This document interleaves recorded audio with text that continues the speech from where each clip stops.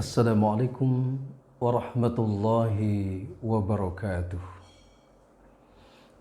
Innal hamdalillah wassalatu wassalamu ala Rasulillah Muhammad ibn Abdillah wa ala alihi washabihi wa mawala. La haula wala quwwata illa billah ma ba'du. Para siswa dan siswi kelas 9 yang dimuliakan Allah Subhanahu wa taala. Alhamdulillahirabbil alamin. Pada kesempatan kali ini kita dapat berjumpa kembali dalam rangka mempelajari kitab suci Al-Qur'an sebagai pedoman hidup kita.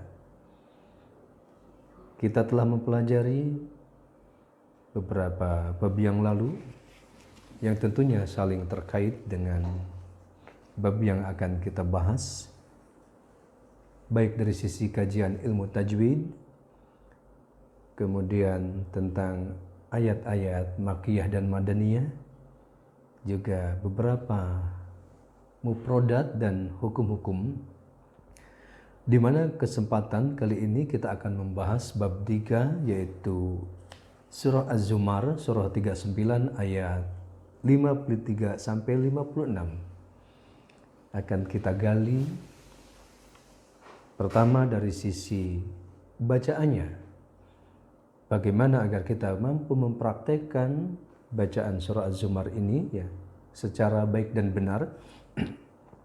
Kemudian juga kita sedikit banyak mempelajari mufradat, arti kata-katanya, termasuk tentunya dari sisi hukum-hukumnya juga ya, karena ini merupakan satu kesatuan yang tidak bisa dipisahkan ya, antara ilmu tajwid ya, kemudian terjemah Al-Qur'an, termasuk kosakata ya, satu kata dengan kata yang lainnya tentunya saling terkait.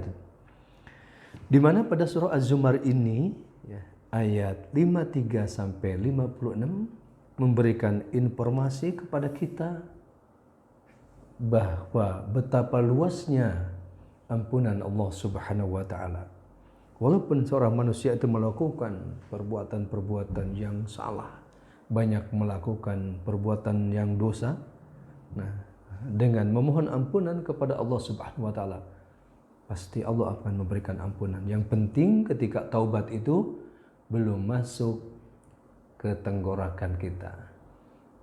Seperti kasus Fir'aun ya, taubatnya jelas seperti itu tidak akan diterimanya. Tetapi ketika kita bertobat, menyadari bahwa banyak melakukan perbuatan-perbuatan dosa, maka segeralah memohon ampunan kepada Allah Subhanahu wa taala.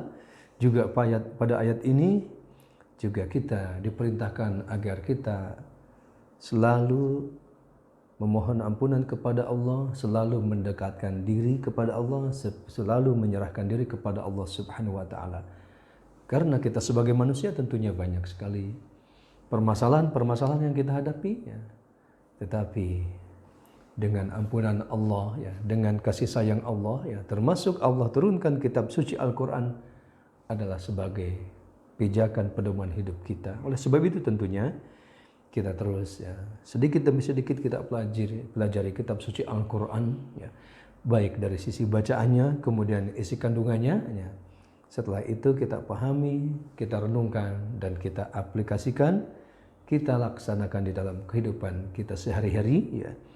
Melalui ayat ini kita pun diperintahkan untuk bertobat kepada Allah Subhanahu wa taala dengan memperbanyak istighfar, memohon ampunan kepada Allah Subhanahu wa taala, khususnya selepas salat 5 waktu. Bahkan ketika waktu sahur itulah waktu yang tepat untuk banyak memohon ampunan kepada Allah Subhanahu wa taala. Juga ya, dengan diturunkannya kitab suci Al-Qur'an itu, nah kita pun tentunya kita diperintahkan agar berpegang teguh kepada kitab suci Al-Qur'an. Baik, untuk kesempurnaan kajian ini kita praktekkan ya, yaitu Al-Qur'an surah Az-Zumar surah 39 ayat 53 sampai 56. Kemudian silakan dibuka bukunya, juga dibuka mushaf Al-Qur'annya. Mari kita praktekkan bersama. أعوذ بالله من الشيطان الرجيم. بسم الله الرحمن الرحيم.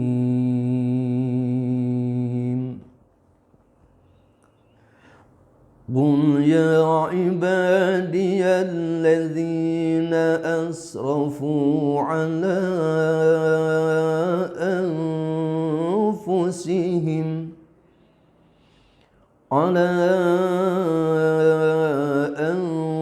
أنفسهم لا تقنطوا من رحمة الله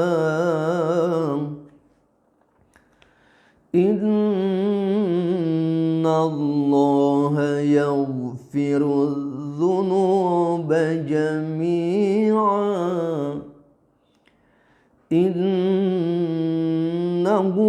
هو الغفور الرحيم وأنيبوا إلى ربكم وأسلموا له من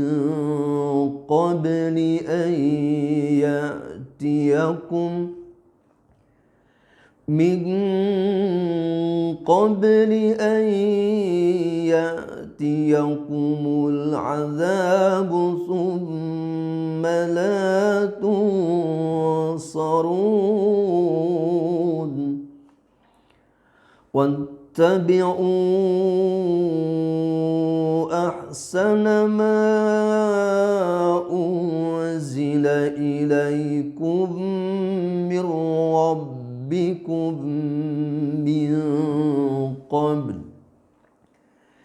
من قبل أن يأتيكم العذاب بغتة وأنتم لا تشعرون أن تقول نفس يا حسرة على ما فرطت في جنب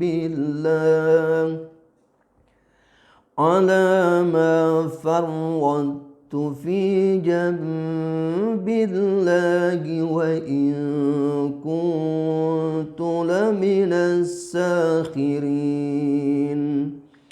Nah, ini beberapa contoh bacaan surah Az-Zumar ayat 53, 56, kemudian dilatih bacaannya, kemudian juga mempraktekkan hukum-hukum terkait yang kita baca di sini. Ada hukum mad tabi'i, kemudian ada alif lam syamsiyah, ada mad zaid munfasil, ada ikhfanya, ada qalqalahnya, tentunya sangat lengkap untuk terus kita latih ya.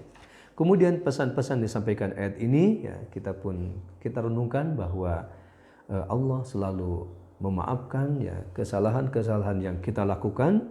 Juga kita berusaha untuk berserah diri kepada Allah Subhanahu wa taala, dan kita jadikan Allah yang turunkan Al-Qur'an ini menjadi sebuah pedoman hidup kita ya, menghiasi kehidupan kita sehari-hari. Oleh sebab itu terus kita pelajari Al-Qur'an, kita baca, kemudian kita amalkan dalam kehidupan kita sehari-hari sehingga kita benar-benar mendapatkan ampunan Allah, bimbingan Allah, dan mendapatkan kebahagiaan hidup di dunia, terlebih nanti kelak di akhirat. Terima kasih. Assalamualaikum warahmatullahi wabarakatuh.